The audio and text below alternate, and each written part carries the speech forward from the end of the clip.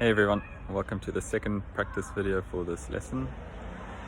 So where we left off, there were still a few verbs left. The first one is a very special verb, it's ukuya. So the root is just ya, but you can't use it on its own because to go somewhere you have to always have the goal in mind. You have to always express the goal where you're going to. Which is why this verb doesn't have a long form. You can't say ndiya ya. You have to say ndiya and then where you're going to, which is going to be in the locative case. So let's use, for instance, the word edolopini, to town, edolopini. And if I say I'm going to town, it's ndiya edolopini. You are going to town, uya edolopini. I'm not going to town. Andiyi edolopini. You're not going to town. Awuyi edolopini. The next verb we had in this lesson was tenga, which is buy. If you know Spanish, you might know the imperative tenga, have. So it could help you to remember this tenga, buy, because you buy something and then you have it. I am buying, ndiyatenga.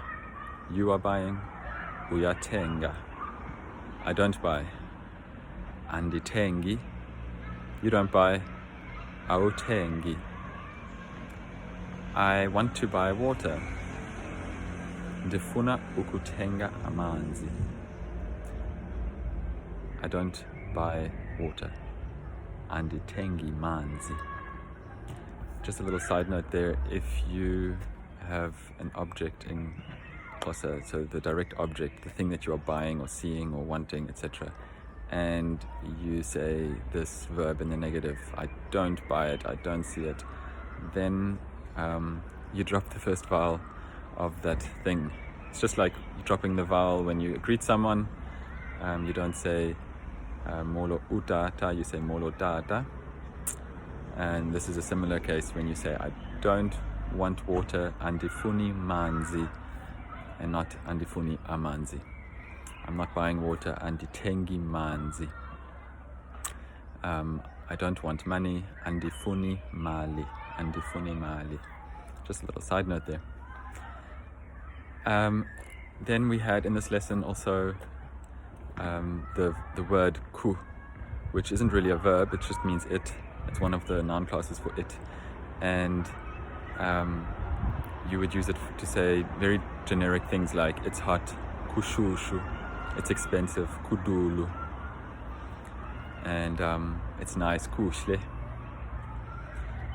So one of the other things we covered in this lesson, which isn't exactly anything to do with verbs, but also very useful, was the possessive to say my and your. Let's just go over a few of these. My brother, butiwam, or ubutiwam, if you're not speaking to him. And then my friend, umshlobowam. If you're addressing him, it would be umshlobowam. Molo umshlobowam. Your friend, umshlobo wako. Umshlobo wako. Your father, utata wako.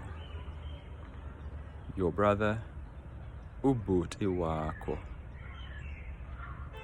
That's it for today's practice. Keep at it and yeah, have fun learning Xhosa.